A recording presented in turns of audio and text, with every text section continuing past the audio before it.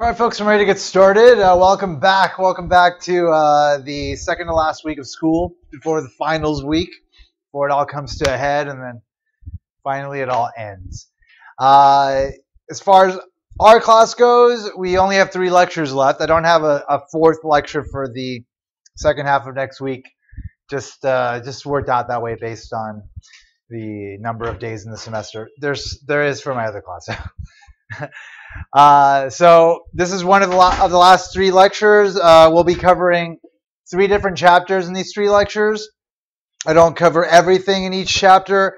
I just cover some of the stuff I chose to include in my lecture, and so that is it. That is all. That is going to be all the information that you're going to need to know for the final. And then the ball will be in your court. Since we'll finish early next week on Tuesday, that'll give you a little bit of extra time for you to start preparing for finals. Obviously, you're going to need as much time as possible. I hope that you have been taking advantage of your free time now, and you're still doing so. Any moment you have free right now is not a free moment. It's a moment that you can be using to, learn the stuff you've been covering since the last midterms in every class. Some classes are going to expect you to do a full pass on everything you covered the entire semester.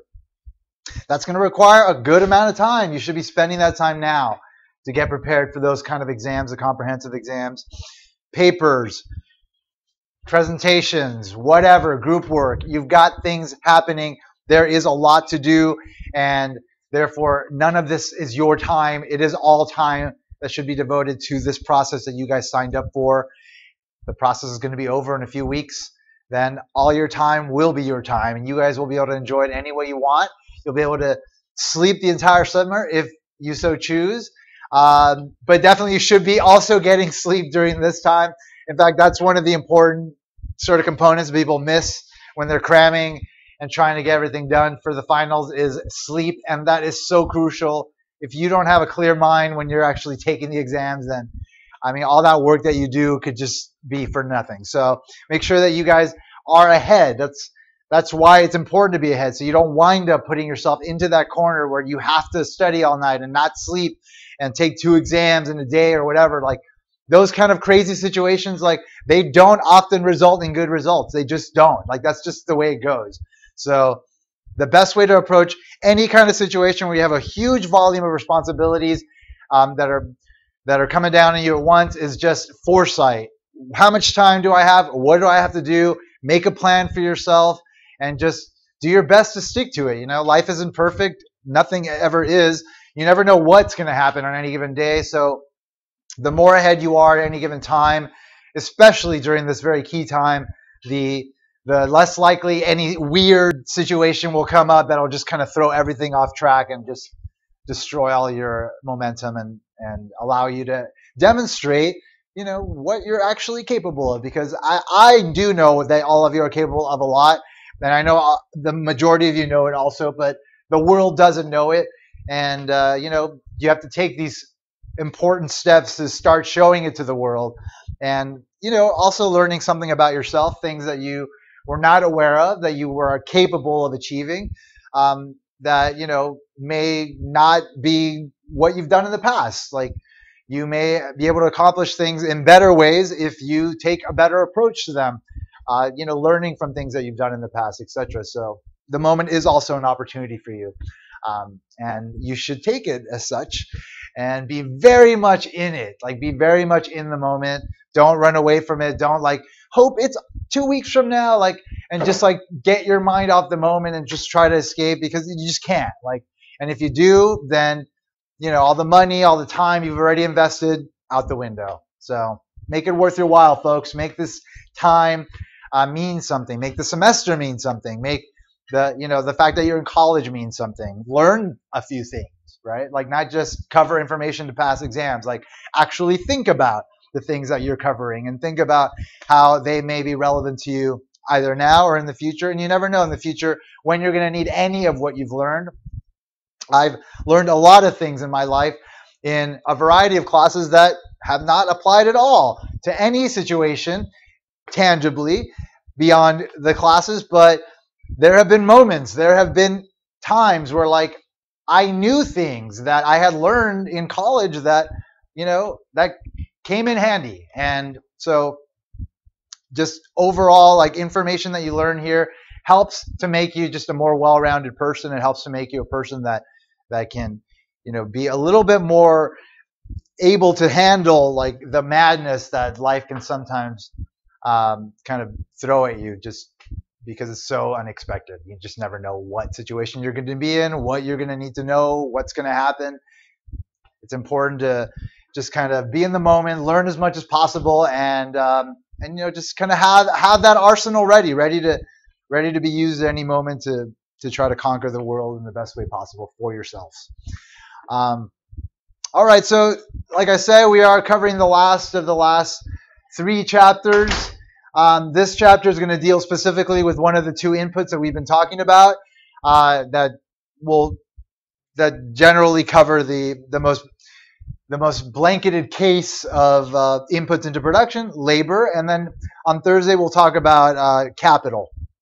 So, and then on the following Tuesday we'll talk about what are called externalities, which are external costs and benefits that market transactions might impose, and how the markets can maybe deal with that. And that'll be it. That'll wrap up the topics that we cover.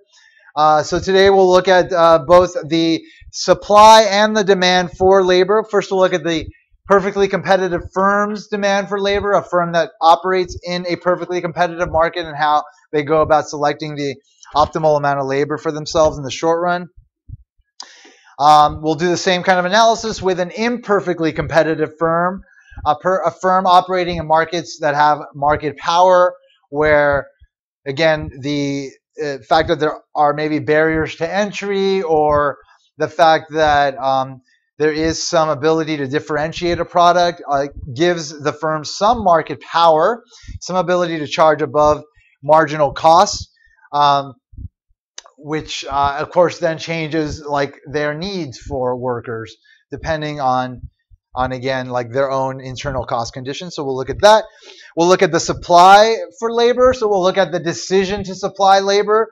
We'll use the rational consumer choice model framework to do that, to sort of analyze the trade-off between working and not working, kind of have preferences that reflect that, have a budget constraint that leads to an optimal amount of supply, and then how that gets us to the individual supply curve of labor, and then how you get to the market supply curve of labor.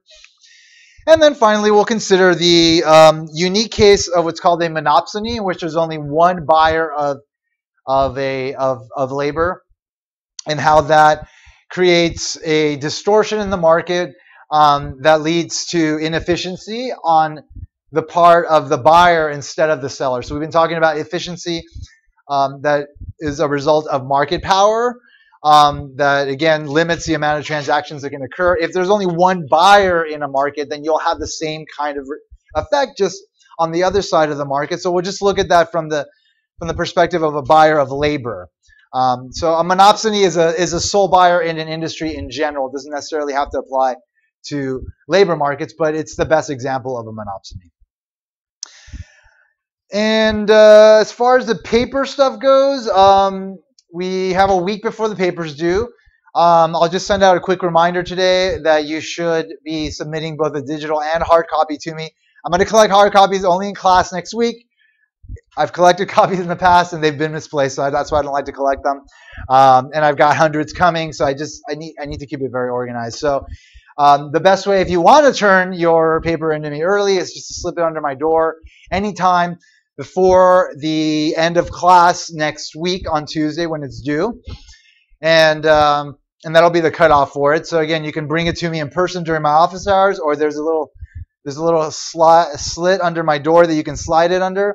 Just make sure to write that you are in my 310 class so that I can place your paper in the right pile, and then make sure to turn in your digital copy also via the submission option on Moodle.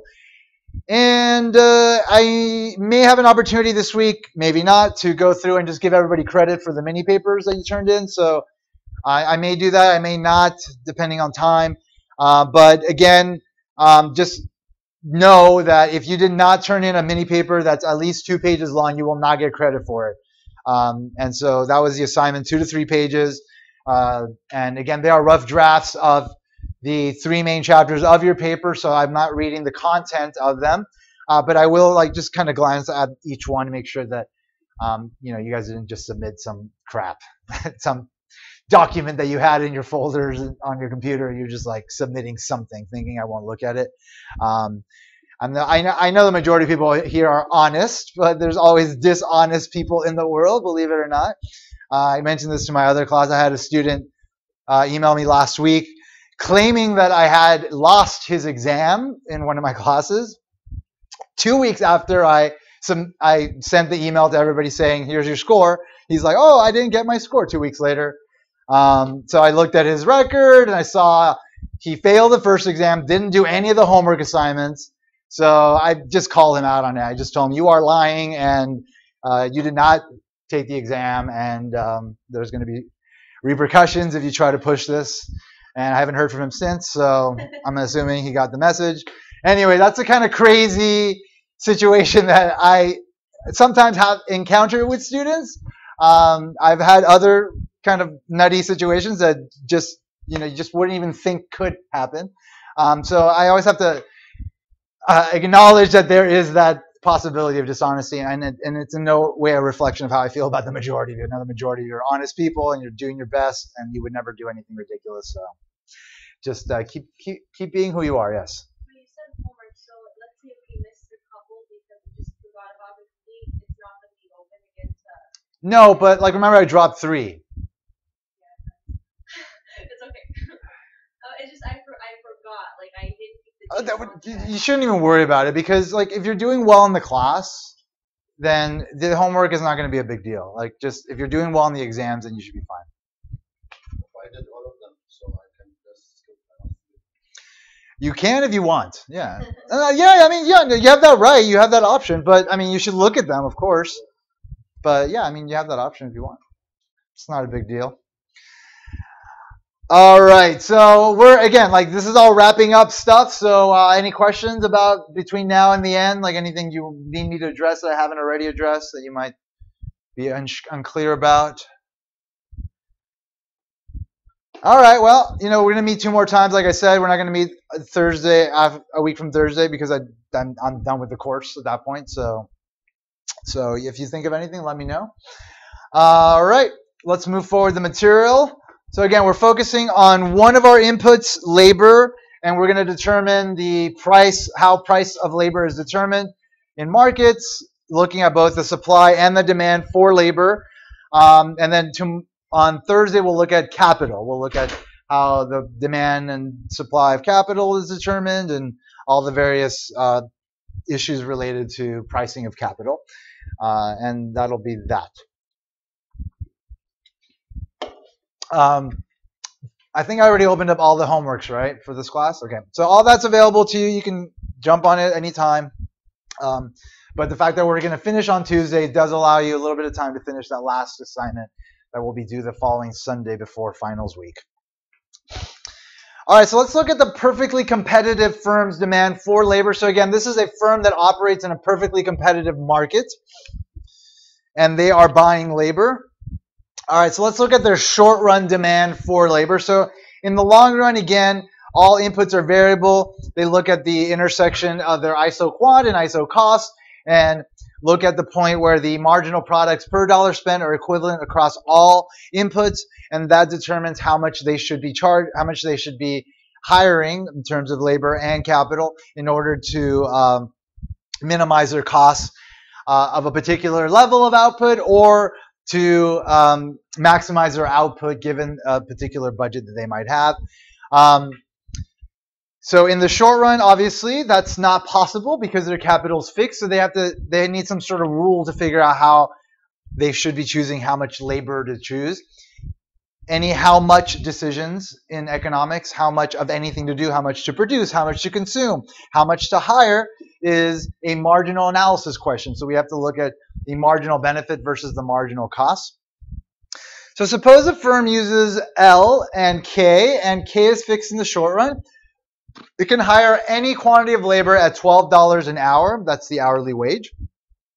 We'll assume the price of the output of the firm can sell at $2.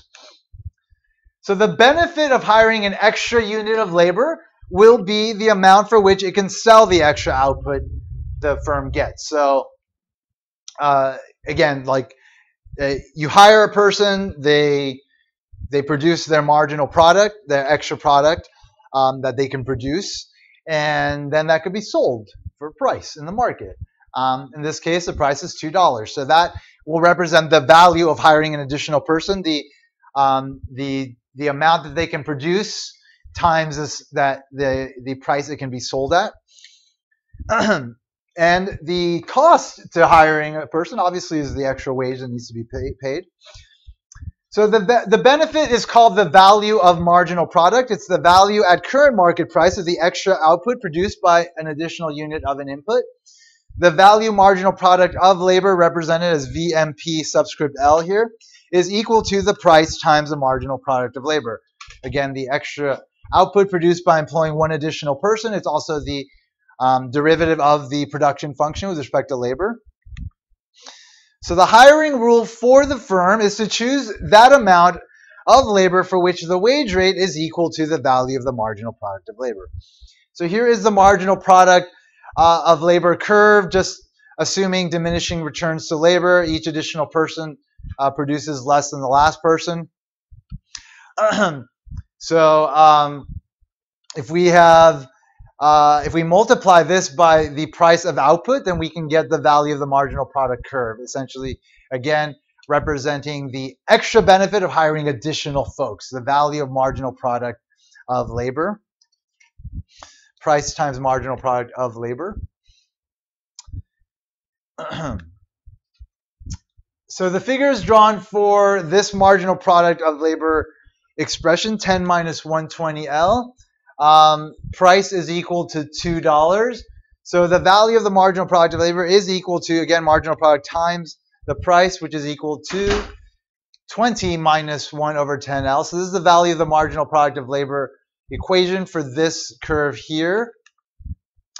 Since the wage rate is equal to $12, the optimal amount of labor can be solved for by setting, again, the value of the marginal product of labor equal to the wage rate.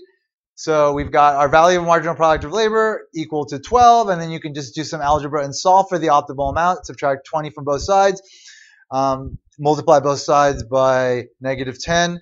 That gets us to an optimal amount of labor to be 80 units, which is this amount here. So essentially, we're looking at the point where marginal benefit equals marginal cost. Surprisingly, that is, again, the underlying principle that that gets us to the optimal choice of any quantity in economics. So again, we're looking at the marginal benefit being the value of the marginal product and the marginal cost being the wage, which is constant at $12. So over this range, the value of the marginal product of labor, the benefit of hiring additional people is greater than the cost. So obviously you keep going. Beyond that, the value of the marginal product of labor is less than the wage, and so therefore it doesn't make sense to hire more folks. So that is the optimal amount, and that is the sort of the logic that underlies the outcome. Are there any questions in this?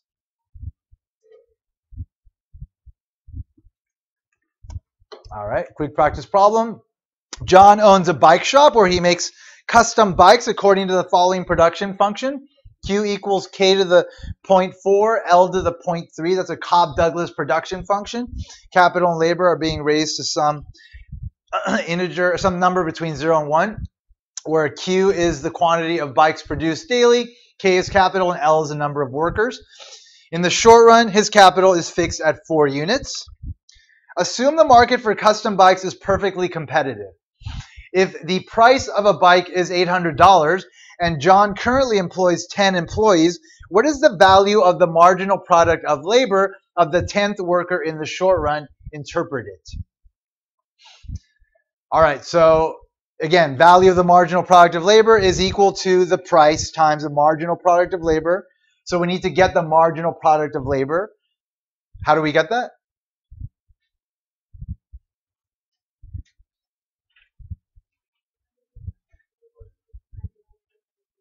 How do we get it? Of what? Of what? From where?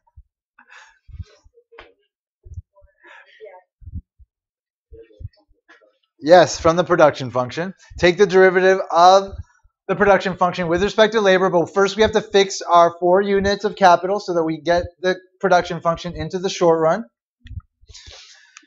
All right, so plugging in 4 for capital gets us to our short run production function. And now we can take the derivative with respect to labor, right? Multiply the whole thing by 0.3, subtract 1 from there. So that's going to get us to 0.52 L raised to the negative 0.37. So that's the marginal product of labor. So we have 10 employees.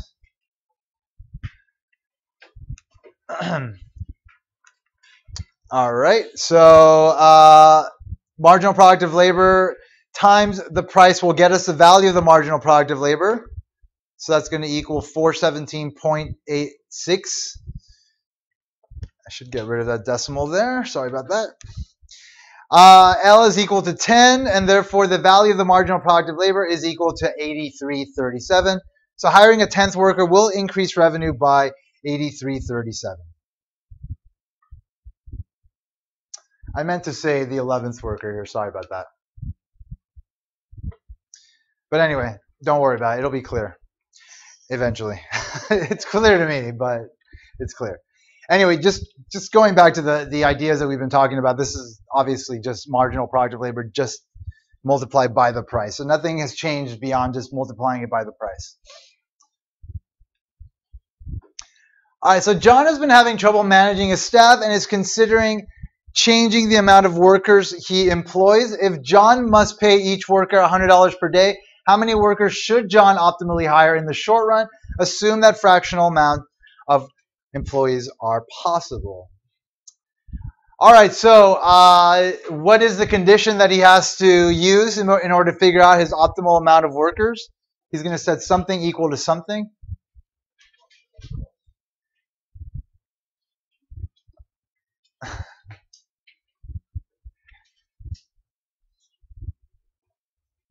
So we just talked about it a second ago.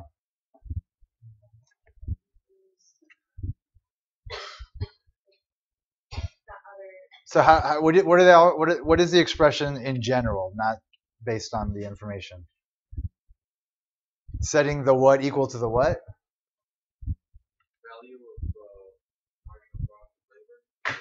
Equal to the wage. Very good. Yeah. So the value of the marginal product of labor is, again, the benefit set equal to the cost, which is the wage. So that is what we will use. So plugging in, again, 417.86 times L raised to the negative 0.7 power equal to the wage, which is equal to 100. You can then solve for the optimal amount of labor that this firm will use. So dividing both sides by 417.86 and then raising both sides to 1 over negative 0.7. And that's what I did there. Gets us to the optimal amount of labor to be 7.71 units.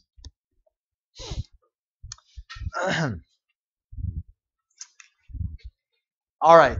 So that, again, is the short-run demand for the perfectly competitive firm. And again, we have to specify that it's a perfectly competitive firm because whether or not they are in that kind of market, that will change the value of what they can sell, right? They can sell their good at the going price in a perfectly competitive market, but they set prices in markets where they have market power. And therefore, the extra benefit they gain from selling additional units is not the price, but the marginal revenue, which is less than price in markets where there's market power. So that condition will be slightly different for a firm that operates in an imperfectly competitive market or in a monopoly. Long-run demand. In the short run, the only way the firm to respond to a reduction in the wage rate is to hire more labor. So again, in the short run, so if the wage were to go down, then obviously, again, it would be about looking at the value of the marginal product of labor and then just comparing it to the wage. And if it goes down to $8, then they would wind up hiring 120 people, let's say. In the long run, all inputs are variable. So a reduction in the price of labor will just cause the firm to use more substitute labor for capital, reducing its marginal cost still further, leading to an increase in the optimal output. So again, that just reflects the stuff we talked about a while back in production when we talked about long run decisions on choosing inputs into production using ISO quant and ISO cost curves. So the long run response to a change in the wage rate will be more severe than in the short run because again, in the long run, they can save a lot more by substituting away from capital to labor if labor becomes cheaper. So therefore, the long-run demand for labor will tend to be more elastic than the short-run demand for labor. It'll be more responsive to price changes because there's more of an incentive there to again, minimize costs.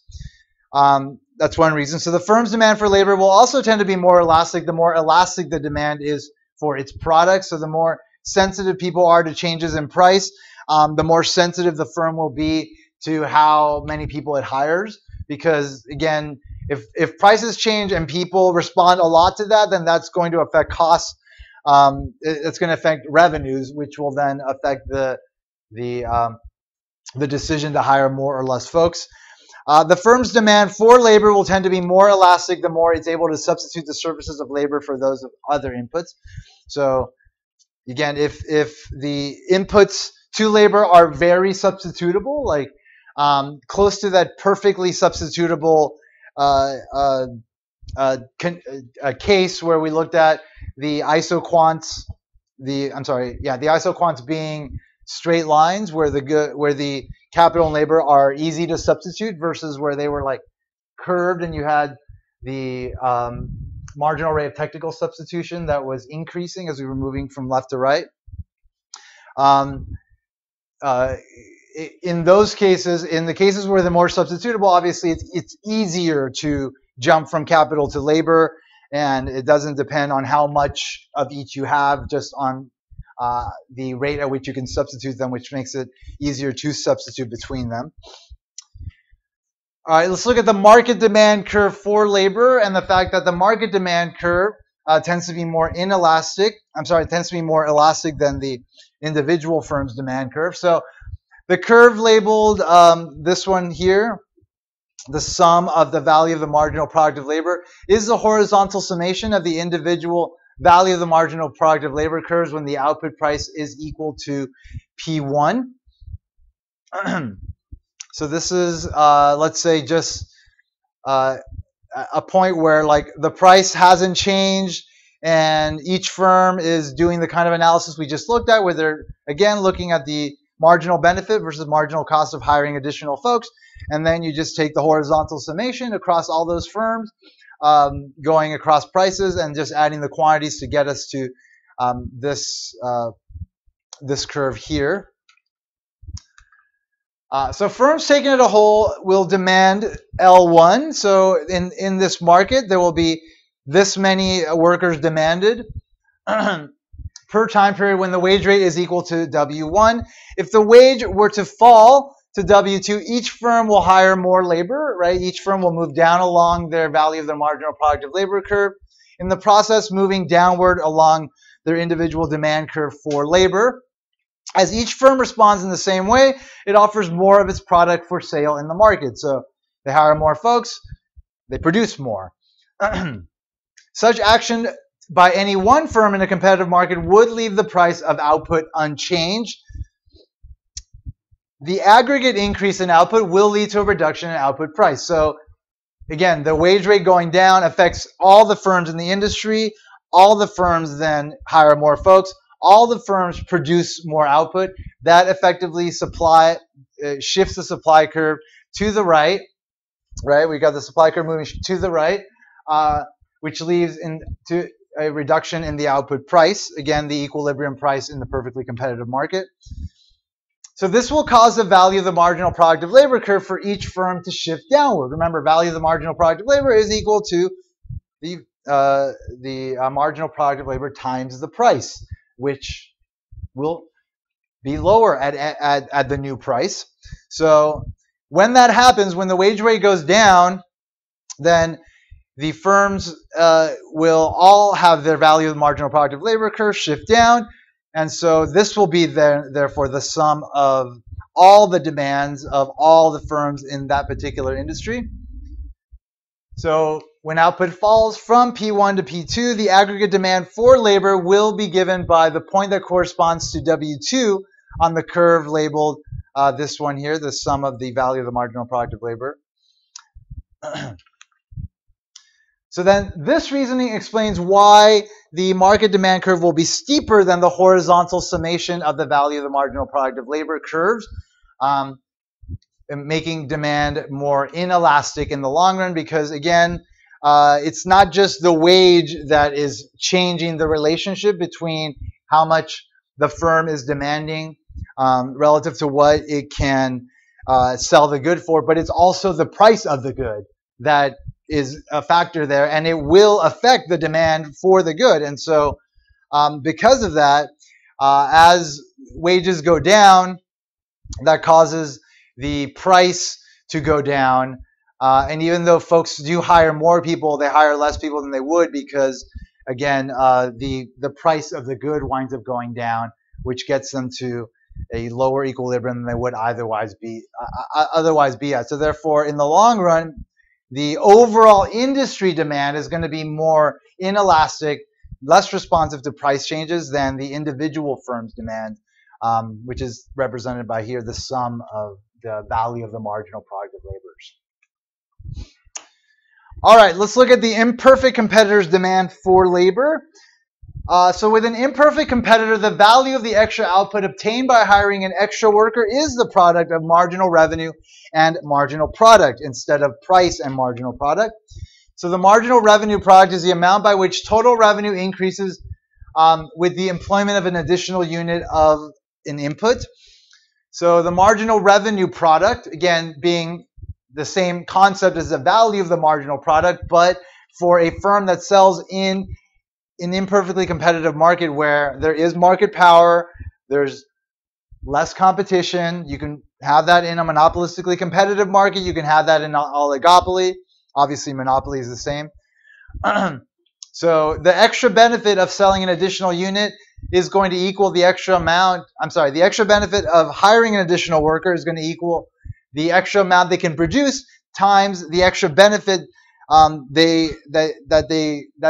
amount that basically they get from the market for selling those goods, which is going to be less than the price, marginal revenue. So it's going to equal the marginal revenue times the marginal product of labor in the case of a firm that sells in a perfectly competitive market, in an imperfectly competitive market. So the marginal revenue product is also equal to the derivative of the total revenue curve with respect to quantity times the derivative of the production function with respect to labor. These can cancel out. So it's essentially the derivative of our total revenue curve with respect to labor. It's another way of looking at the marginal revenue product. The imperfect competitor will hire workers up to the point where the marginal revenue product equals the wage. Quick practice problem, just to kind of see the mechanics of this. The De Beers Diamond Company, a monopolist in diamond production, is opening up a new mine and needs to figure out how many workers to hire. They produce diamonds based on the following production function. Cobb Douglas once again, where Q is the quantity of diamonds produced weekly, K is capital, and L is the number of workers employed weekly. In the short run, capital is fixed at 2 units. De Beers faces the following inverse demand function. Find an expression for the marginal revenue product first. All right, so what is marginal revenue here?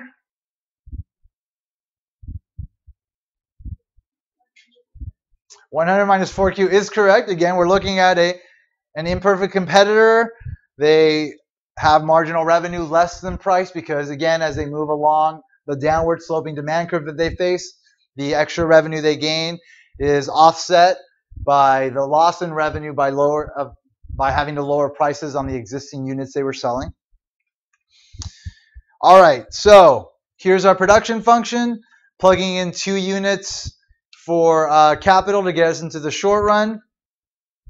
Marginal product of labor is, of course, the derivative of our short-run production function with respect to labor. So multiply the whole thing by 0.2, subtract 1 from that. We get 0.91 L raised to the negative 0.98. That's our marginal revenue. So multiplying marginal revenue times the marginal revenue, marginal product of labor. What did I do wrong here? Marginal product of labor. Oh, okay. There. All right.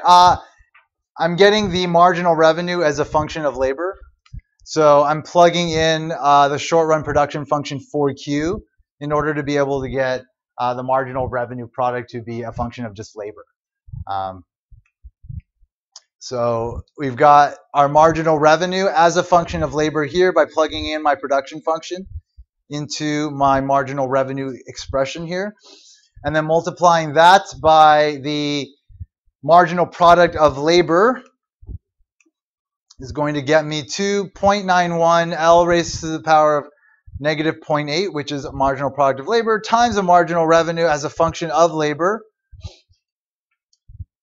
And doing a little bit of math there gets us to 91 L raised to the power of negative 0.8 minus 16.56 times L raised to the power of, again, when you have the same term being raised to different exponents and you're multiplying them, you just add the exponents. So adding 0.2 to negative 0.8 gets us to negative 0.6 there. So that's our marginal revenue product of labor expression. What is a marginal revenue product of 3 workers? If 3 workers are hired, interpret it.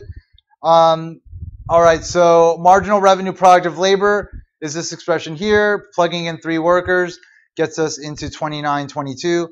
So hiring 1 more worker will increase revenue by 2922 is what I should have written in the last problem. I'll fix that before I post this stuff. Anyway, so that's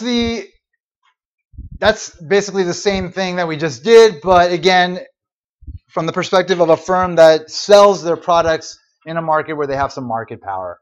So you got to take every aspect of the market that a firm works in into consideration when we're studying the decisions to do anything ultimately.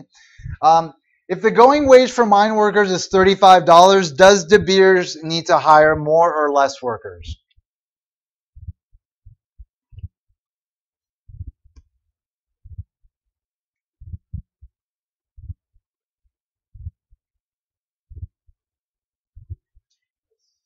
Less, right? Because again, the extra benefit of hiring an additional worker is $29.22, but the extra cost is $35, right? The marginal of the marginal revenue product is in this case less than the extra cost of hiring an additional person. So that's the condition that they're looking for. This is the situation they're in. All right, let's look at the supply of labor. All right, so that again was the demand for labor. So now we're going to look at the other side of the market. So again, this whole chapter is about labor, how prices in labor markets are set, how first, firms go about choosing how much labor to hire, both in the short run and in the long run, depending on what kind of industry they operate in. And now we're going to look at the decision to supply labor on behalf of individuals. And there's really powerful models to study unemployment and all sorts of labor related issues that kind of are an extension of what we're setting up here. So what we'll set up here is very simple, but it will give us some insights, and then just know that the more sophisticated versions of this model do play a big role in labor markets. All right, so so for simplicity, assume there's only one category of labor. The choice confronting each worker is how many hours to work each day. The alternative to working is to spend time in leisure activity. A worker can make $10 an hour, so that's the going wage. One way to approach the problem of how many hours to work is to view the problem as a consumer choice problem. The consumer can choose 2 goods, either income or leisure. The consumer's preferences over the two goods are represented by indifference curves. So let's look at the worker's budget constraint. Their budget constraint is equal to, in this case, the wage times the amount they're willing to work. We're considering just a day, so 24 hours. So the amount they're willing to work is 24 hours minus the amount of leisure that they want to engage in. Leisure can include sleep, of course. So H is leisure. So we don't have a actual variable for labor. 24 minus the amount of leisure is equal to labor. So that is our budget constraint there. If we plug in a wage of 10, then we wind up with a budget constraint in a slope-intercept form of 240 minus 10H.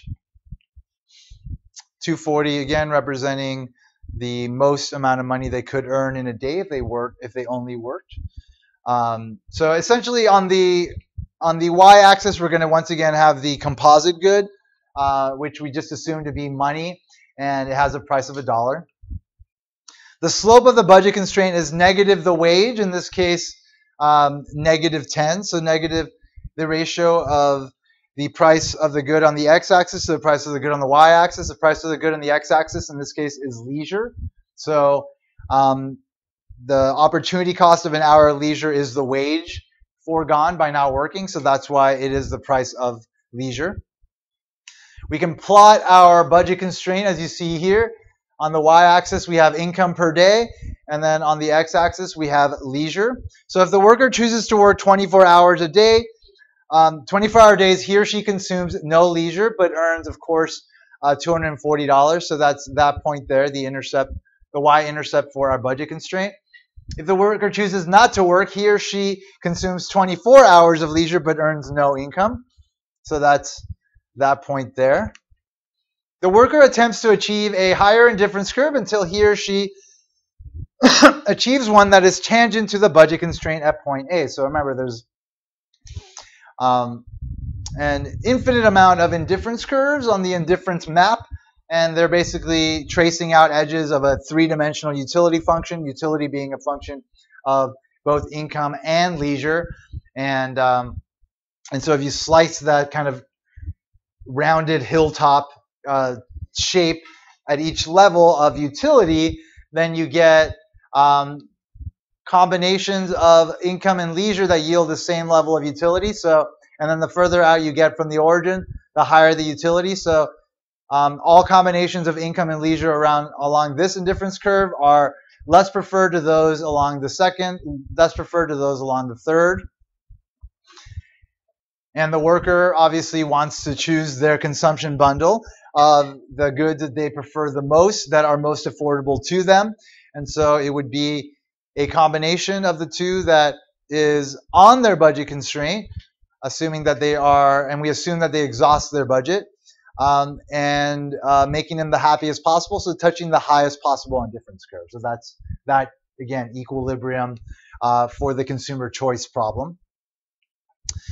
All right, so the worker attempts to achieve the higher indifference curve until he or she achieves one that is tangent to the budget constraint at point A. At point A, the marginal rate of substitution, the rate at which they're willing to substitute one good for the other, is equivalent to the market rate of substitution, the rate at which the market essentially wants the trade-off between the two. In this case, it's going to happen obviously at that point. The consumer will consume, in this case, 15 hours. The consumer will consume 15 hours of leisure and work 9 hours based on just their preferences and the nature of the budget that they have. So that's what that point represents. They work 15 hours, they work 9 hours, and then they earn 9 times 10, which is $90. So that's 15 hours of leisure and 9 hours of work. Again, we're dealing with a 24-hour day that we're assuming is how the analysis is constrained to. All right, so the consumer's daily income in dollars will be, of course, equal to, that's our budget constraint, plug in the 10, you've got 90 bucks there. At the optimal point, the marginal rate of substitution is equal to the wage. This means that the marginal value of an extra hour of leisure is exactly equal to the opportunity cost of acquiring it. All right, let's look at a practice problem. Suppose a worker is offered a wage of $5 per hour plus a fixed payment of $40. What is the equation for the worker's opportunity set in a given 24-hour period? So this is just slightly different case where not only does the worker earn income from working, but they also have some kind of endowment, some extra money that's coming in. Could be money from parents. It could be financial aid. Who knows? So the income budget of a worker who consumes H hours of leisure in a 24-hour day is given by, in this case, $40, their endowment, plus the wage times the amount they're willing to work, which is 24 hours minus the leisure that they are choosing to engage in. So just kind of working out the math here, distributing that out, and then combining our like terms, we get to that budget constraint of 160 minus 5H.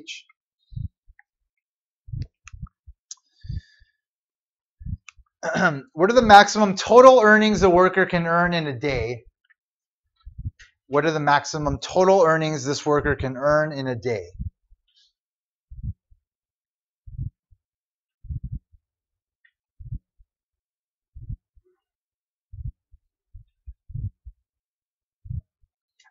Yes, very good. It's $160, right? Because that would mean that they would be not working at all. Leisure would, I'm sorry, not spending any time in leisure, and they would just be working. So they would work the full 24 hours, get the $5 per hour plus the $40 endowment, which will get them to $160. All right, what is the minimum they could earn in a day?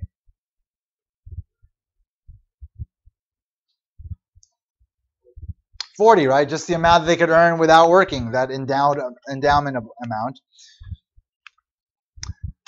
All right, what is the price to the worker of consuming an additional hour of leisure? $5, right? The wage, the opportunity cost of working. So an hour of leisure has an opportunity cost of $5, the foregone wages from not working that hour. And in this case, with that endowment, it puts a kink in the budget constraint. And so you've got those $40 that is independent of the trade-off that the consumer is facing in terms of what they can spend their money on. All right, let's do another practice problem, just kind of bringing in all the stuff you guys learned 3,000 years ago, the first part of the semester. All right, you just moved to a new city where you are working as an economic consultant. Since you are self-employed, you can choose exactly how many hours you want to work at the given wage rate. Your preferences take the form of this utility function, where again, utility is a function of both leisure and your income, where H is the number of hours spent in leisure activities each day, and M is income. Part 1, if the hourly wage rate you earn as a consultant is $80 an hour, how many hours should you work each day? So again, this is one of those problems where you need to plug your budget constraint into the utility function, take the derivative with respect to leisure, set it to 0, and figure out the optimal amount of leisure chosen, and then subtract that from 24 hours to get the amount of hours you're willing to work. So as I said, the class is not cumulative, but it's still kind of cumulative because you need to remember stuff that we did throughout the semester. All right, so here is our utility function, and here is our budget constraint. Again, $80 times the amount you're working, which is 24 minus leisure, which is 1920 minus 80H. We're going to plug that into the utility function, and we get U equals 1920 H to the 0.8 minus 80 times H to the 1.8 there. All right, well that simplifies it. We don't have to do any kind of weird math using the chain rule and whatnot. We can just differentiate this with respect to leisure. So take the derivative with respect to leisure. So that's again 0.8 times 1920, subtract 1 from that. That's where we get this term. 1.8 times 80, subtract 1 from that. That's where we get this term. Set equal to 0. Put this term on the right there. Divide both sides by h to the negative 0.2. And that means that we're going to have h to the 0.8 over h to the negative 0.2, which is h to the 0.8 plus 0.2, which equals h. So we have 144h on the right equals 1536. Divide both sides by 144, and that gets us to the optimal amount of leisure this person wants to engage in, given their preferences and the budget and their incentive to work, to be 10.67 hours. But again, we're looking for how many hours should he work each day. So we're going to subtract that from 24 to get, in this case, 13.33 hours. All right, so that is that. What is your daily income? So now the question is, what is a daily income based on the fact that you're willing to work that much? How are we going to figure that out?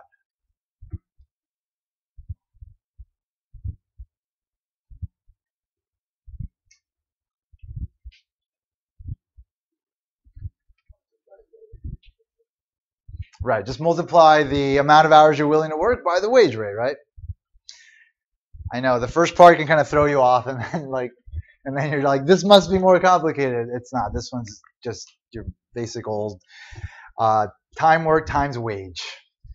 All right, so that's going to equal $1,066.40. All right, anyway, so that's how we sort of analyze the willingness of people to work. And again, we get very specific with the analysis, and we use our rational consumer choice model to do so. And that then allows us to figure out how much they're willing to work given their preferences and their wage.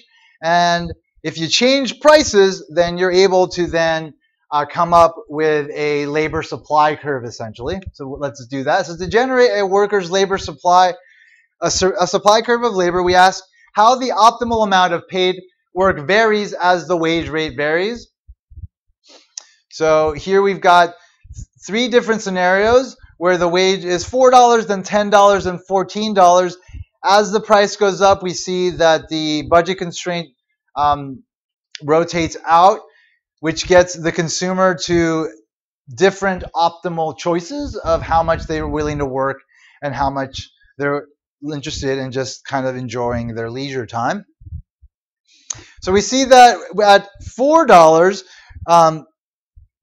we see that the amount of leisure that they want to enjoy is 18 hours, and so they're willing to work obviously only 6 hours in that point. When the wage goes up to $10, they are, in that case, willing to work a little bit more. So they are enjoying 15 hours of leisure, but they're willing to work 7 hours in that case. But we see that that it's not necessarily a clear-cut positive relationship, that as the wage rate goes up even further, then just given their preferences, they actually wind up reducing some of the time that they're interested in working. So they, at a wage rate of $14, this consumer will wind up working 17 hours. Will enjoy 17 hours of leisure, which means that they're willing to work 7 hours, which means that they've gone down there. So what this translates to is to this weird kind of backwards bending supply curve. So the resulting supply is backward bending for values of wages larger than $10, which is another way of saying that in that region, higher wages lead to fewer hours of work supplied. So the general case is that people will work more as their wages go up, but there will be a point at which they will actually start to value their leisure more than the additional wage, and they will choose to work less as their wage go up. So then you don't get a clear-cut positive relationship between the wage rate and the labor supply for each individual. Not all individuals exhibit backward bending supply curves. An increase in the wage has both an income and a substitution effect on the quantity of leisure demanded. Remember, as the price goes down, there is a substitution effect where, again, that causes a person to substitute away from the more expensive good to the cheaper good, and vice versa. When the price goes up, they substitute away from the more expensive good to the cheaper good. But there's also an income effect, right? If you think of, again, your income in real terms, in terms of like the things that can be purchased, that if the price of something goes up, then that essentially is going to lower your overall real income, your ability to buy, a consumption bundle, a set of goods that you normally buy. So that's going to crowd out some things. And so the income effect will also have an effect on how much you change the quantity of the amount of the good that you purchase. So by making leisure more expensive, a wage increase leads people to consume less of it and hence to work more, which is the substitution effect. But an increase in the wage also gives people more real purchasing power. And on the plausible assumption that leisure is a normal good, that as the price of leisure goes up, people want more of it. That causes them to demand more of it, and therefore that is the income effect. So in this case, the income effect is working in the opposite direction. So if the income effect dominates the substitution effect over some range of wage rates, we see that backward bending labor supply curve over that range. Otherwise, the labor supply curve will be everywhere upward sloping. All right, let's see how this translates into the market supply of labor. So the market supply curve for any given category of labor is obtained by, again, horizontally adding up the individual supply curves for the potential suppliers of labor in that category. Although one or more individuals may have backward bending supply curves, the supply curve for any particular category of labor is almost certain to be upward sloping. Wage increases in one category of labor not only change the number of hours worked by people already in that category, but also do lure other people into the category from other categories. So ultimately, even though there might be people as the wage goes up that wind up choosing to work less, that higher wage will draw in other folks from other labor markets into the more lucrative labor markets, which will increase the supply of labor in the market overall as the wage goes up. And so therefore you will see a positively sloped supply curve of labor in a labor market. All right, now let's look at the final topic in the chapter, which is the case of the sole buyer of a good, a monopsony. In this case, the sole buyer of labor. So a monopsonist, the sole buyer in a labor market, may exist due to a single firm existing in a small town with workers reluctant to move out of town. So we've seen this a lot in this country in like very kind of rural areas where you see like a big industrial plant kind of dominate the labor markets. Sometimes that can be a problem for the town if the firm chooses to leave the area. We saw that in Flint, Michigan. Michael Moore did a documentary about it, where the town is essentially now a ghost town, whereas before it was had a flourishing economy, all based on GM being like the monopsonist, the sole buyer of labor, providing jobs to folks. But when they left town, that kind of dried up, and the economy kind of went to crap after that. All right, so if there's a sole buyer, obviously they're going to have power over setting wages. So given these conditions, the question of whether this sort of firm will exploit its worker by offering low wages arises, and obviously that is going to be the case generally. A firm that operates in a perfectly competitive market for labor, so a firm that buys labor in a market, not that they sell labor, not that they sell their good in a perfectly competitive firm, but the market for labor is perfectly competitive, meaning there's a lot of buyers of labor and there's a lot of sellers of labor. So in a firm that operates in that kind of a perfectly competitive market for labor, they face a horizontal supply curve at the market wage. So there's a lot of buyers, a lot of sellers of labor. They intersect in the middle. They set an equilibrium wage, and then basically every buyer of labor is a price taker. They just take the wage as is. They can't affect the wage in the market by the amount of labor they're willing to buy. For the monopsonist, by contrast, the labor supply curve is the market supply curve itself. So again, for a monopsonist, they are the only buyer of labor, and so they basically just they are able to affect the price of labor based on what they choose to purchase, because again they have complete power over how many people get hired. So let's suppose that the supply curve in the market is upward sloping. So this is the supply curve in the market. It's also known as the average factor cost curve, so the average payment per worker necessary to achieve any given level of employment. So that's also the name for the labor supply curve. And it's the supply curve for any input, really. Average factor cost. The total factor cost is the product of the level of employment times its average factor cost. So at $4, 100 folks are being hired, so the total factor cost would be $400 there. So 100 times $4 is $400. That's the total factor cost versus the average factor cost. Suppose a firm already has 100 workers and is considering the cost of adding that 101st worker.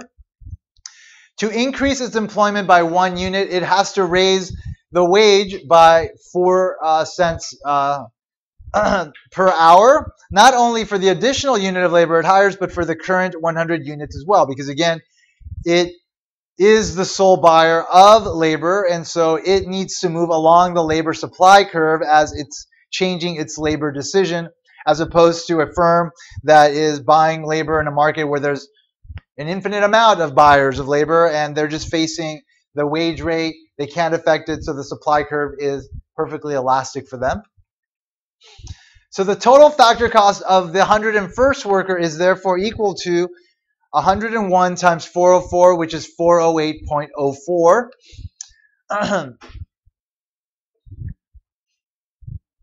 So that gets us to the concept of what's called the marginal factor cost.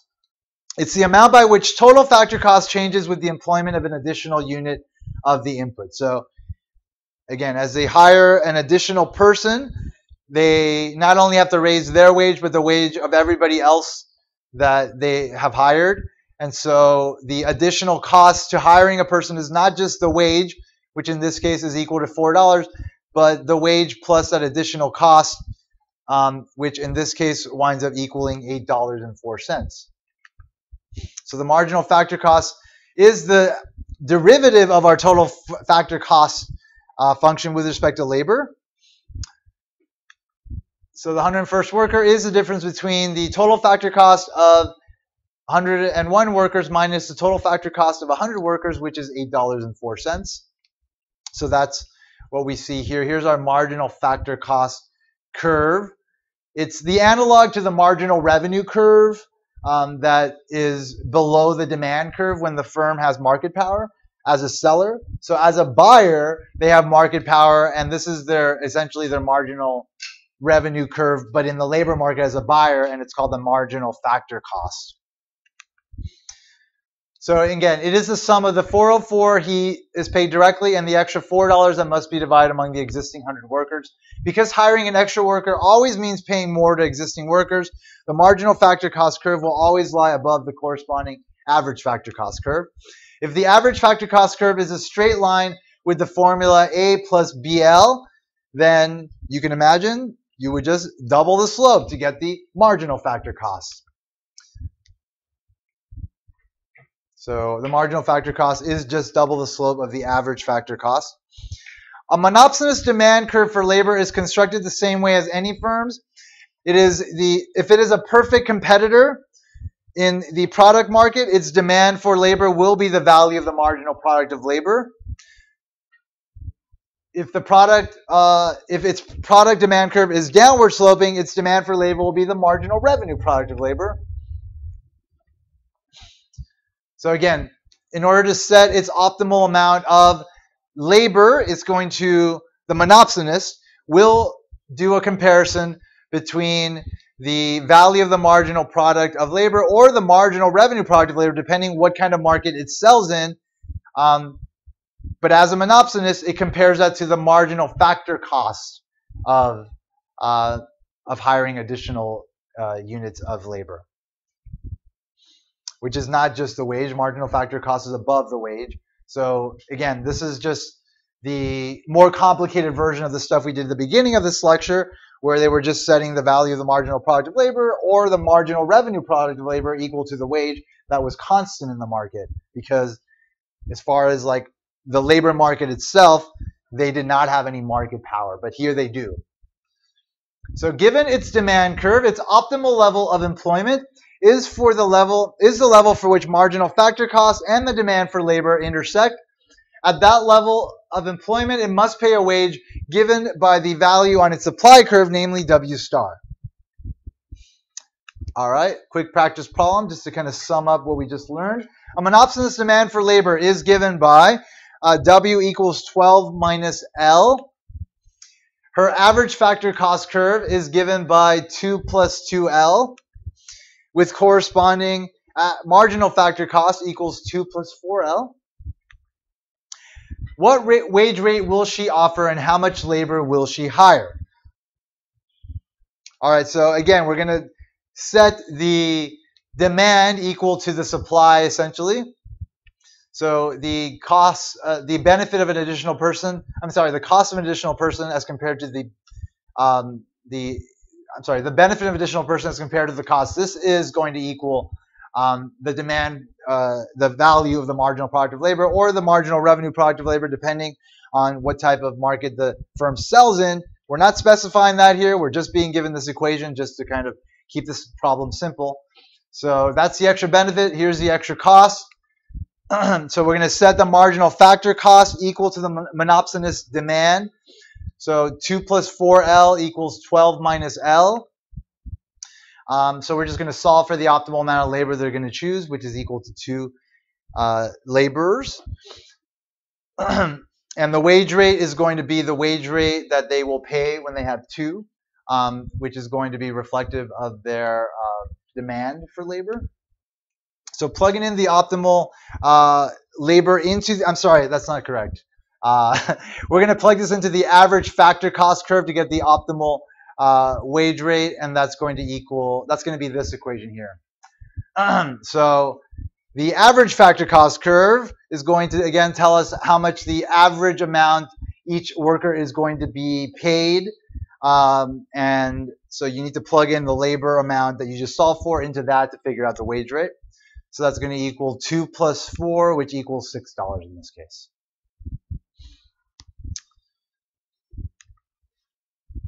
So again, here's the demand for labor, and here is the average factor cost. Here is the marginal factor cost. They, again, set the marginal factor cost equal to the demand for labor, and they wind up with 2 people as their optimal choice of labor, and then they have to go down to the average factor cost curve to figure out how much they're going to pay for labor. So we see that because the firm has market power as a sole buyer, that they are able to pay lower wages than would prevail in a competitive market that would have a result here where the average factor cost, which is the supply of labor, is equal to the demand. So because the firm has market power, they're able to lower the price, and again, they create an inefficiency in the market where you have people not being hired that would otherwise be hired due to the firm, again, trying to just take advantage of the fact that they have market power. So comparing the monopsony outcome to one with a perfectly competitive labor demand reveals the effects on equilibrium, labor, and wage. In comparison, so again, this is the competitive outcome there, and this in this case is going to be the monopsonous outcome. And again, that is how we figure out how many workers that they'll wind up choosing, which is going to be less than the amount at the competitive equilibrium. So in comparison with the competitive norm, the monopsony equilibrium is inefficient in much the same sense that the monopoly equilibrium is inefficient in the product market. It does not exhaust all potential gains from trade. There are still folks that would be willing to work more at the higher wage that could be paid had the firm not taken advantage of its monopsonous power. So when the employment level is equal to L star, workers would be willing to supply an additional hour of labor for payment of W star, whereas the extra revenue that would be produced by that extra unit is the marginal factor cost. So if the firm could somehow increase total employment by 1 unit without paying its existing workers more, both it and the extra worker would be better off. All right, there you go. That's all the stuff we're going to cover with respect to the labor market. And that's it for labor. So we'll move on to capital on Thursday, and then we'll have one more lecture after that. Have a good couple of days, folks. I'll see you then.